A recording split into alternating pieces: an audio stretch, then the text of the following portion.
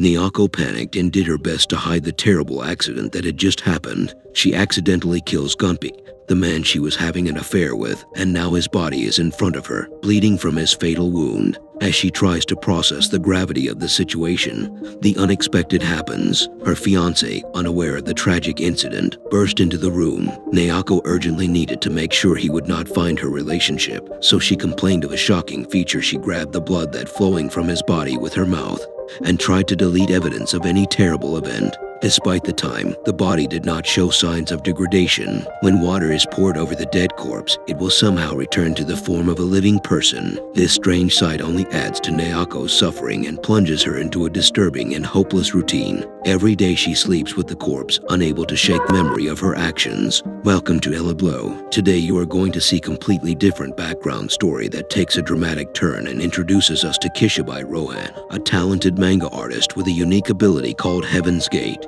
This extraordinary power allows him to penetrate deep into a person's brain, access their past experiences and memories, and even control their minds by writing the team's brain metaphor in a book. On this particular day, Rohan discussed the content of the comics with the publisher's editor, revealing his dire financial situation and need for an advance due to bankruptcy and homelessness. He used all his money to buy 6 hills around the resort to study monster comics, inadvertently sabotaging the developer's plan to build a road leading to the resort and affect housing prices in the area. During these events, Loen shared a harrowing story about an encounter with a demon in the village of Rapasaka. This sets the stage for another story involving a girl named Nayako, the daughter of a wealthy family from the same village. Nayako finds herself in a dangerous situation when her cheating husband Junhei refuses to leave his home after being confronted by his father and fiancé. To protect her reputation, Nayako asks Junpei to leave discreetly and offers him money as a reward. But things quickly escalate, leading to a tragic accident that kills Gunhei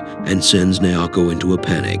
With her father and fiancé just outside the door, Nayako tries to hide the horrific scene. Despite her desperate attempts to hide the body, the blood continues to flow, making her desperate to keep her terrible secret from being discovered. As her fiancé gets closer to uncovering the truth, Nayako faces the terrifying prospect of keeping up appearances while dealing with the consequences of her actions. The story unfolds with a powerful combination of suspense, tragedy, and supernatural elements, and Lohan's narration is a compelling entry into the disturbing events that unfolded in the village of Rapasak. The next year came and they got married by arrangement, but from that day on, Nayako never left home. The reason for her withdrawal is a sinister secret. Her partner's body is constantly bleeding 500 cc a day. To keep her family from discovering this disturbing truth, she has to deal with it secretly every morning. Over time, the house was renovated and she decided to hide the body in the attic. There she made a curious observation. By sprinkling the corpse with water, the corpse's skin regained its youthful appearance, creating the illusion that he was simply sleeping.